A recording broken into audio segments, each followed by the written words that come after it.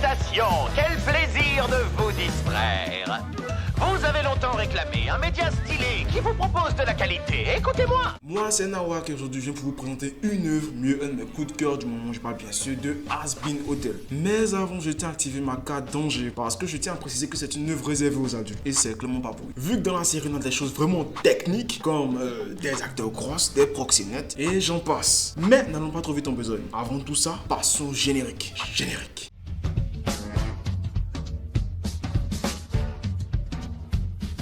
Has Been Hotel, c'est l'œuvre de Vivienne Madrano ou Vivi Pop qui nous raconte l'histoire de Charlie Morningstar. Ouais, la fille de Lucifer Morningstar. Non pas ce Lucifer là, celui-là plutôt, tu vois. Charlie, comme on dit, s'il s'avère à tout hasard que la bonne sœur du coin se retrouve en enfer et que par tout hasard elle s'est mise à prêcher la parole, eh bien cette bonne sœur là, ça serait Charlie. Elle a comme objectif de permettre aux âmes damnées d'avoir accès à la rédemption et par extension au paradis. Déjà, gros respect à elle parce que la meuf là, elle a une bonne foi en vibranium pour se lever un matin et espérer le changement profond de raclure de la pire espèce. Genre, je dis, ceux-là, regardez bien. Même moi ne les connaissant pas, juste à leur visage. Vous les imaginez vraiment au paradis. Une chose est claire en tout cas, Charlie elle est bien décidée à atteindre son objectif. Dans cette optique, elle fait construire un hôtel qu'elle fait nommer Has Been Hotel. Dans la store, le démon de la radio. Je sais, le blague fait pas bien peur. Mais le type qui le porte, il en vaut vraiment la peine. C'est un cas.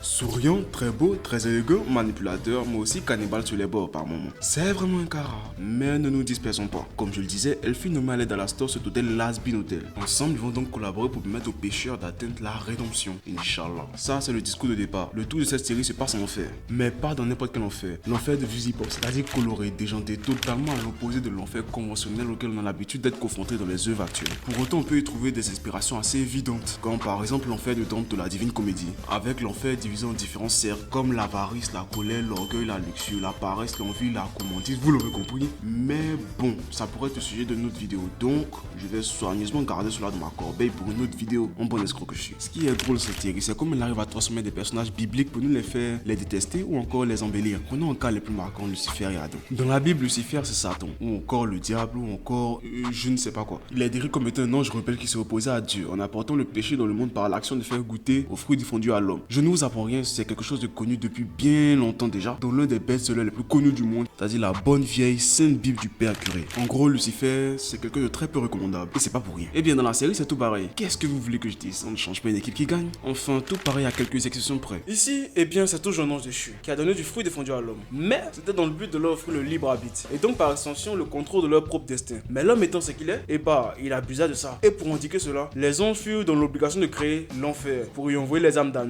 Ici, dans la série, on le voit, le geste ne partait pas d'une mauvaise intention. Hormis cette dinguerie qu'il a fait plus tôt, c'était plutôt un bon père en fait, quelqu'un de respectable. Le cas Adam maintenant. Adam dans la Bible est décrit comme étant le premier homme créé par Dieu. De par cela, il fut comblé de bénédictions. Et même il fut autorisé à squatter le jardin d'Éden. En plus de tout ça, pour lui éviter la solitude, Dieu lui créa une femme, Ève. Grosso merdo, le gars, il était au beurre. Et lui, dans la Bible, était considéré comme quelqu'un de bien.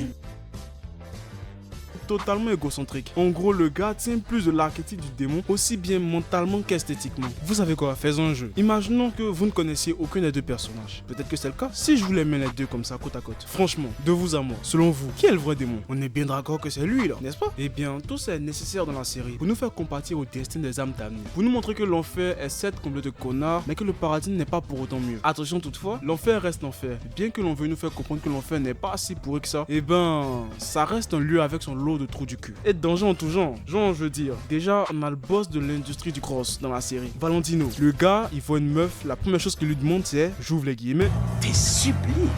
T'as besoin de boulot? Tu peux sucer combien de bites?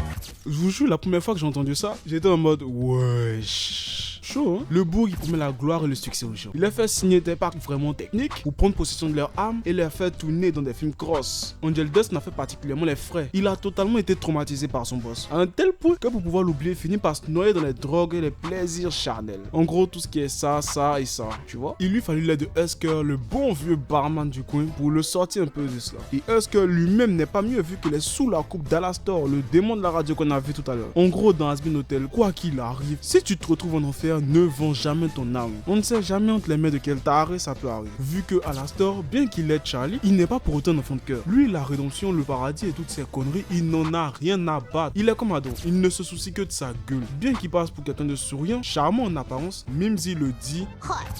son of a bitch. Bien que ces actions puissent nous laisser penser le contraire, il y a bien des scènes dans la série qui nous laissent comprendre que Alastor n'est pas forcément ce qu'il prétend être. Comme la scène du pacte avec Charlie, ou encore lors de son couplet dans la chanson Le show doit continuer.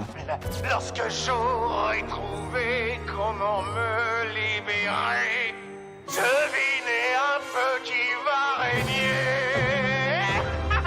Et d'ailleurs, en parlant de chansons, l'un des autres points forts de la série, c'est ses chansons. Perso, je me suis surpris à kiffer le feat entre Alastor et Lucifer. Ou encore Le show doit continuer. Pour vous dire, j'aime tellement qu'il y a encore des chansons que j'écoute sous la douche ou quand je vais au sport. J'ai littéralement une playlist pour juste kiffer les sons. C'est des bangers, la vérité. Perso, mes préférés sont State Gone, Hell Greatest Dad, The Show Must Go On. Désolé pour l'accent anglais éclaté au sol. Bref, et comme toute bonne série, elle a une grande communauté et une tonne de fanfiction et encore un grand lot de théories à explorer. Avec cette vidéo, j'espérais sincèrement vous faire découvrir la série. Ou si vous la connaissiez déjà, vous donner l'envie de la re-regarder encore une fois. Sur ce, c'est la fin. Nawak out. Avant de partir, n'oubliez pas de liker et de vous abonner. C'est ton jamais.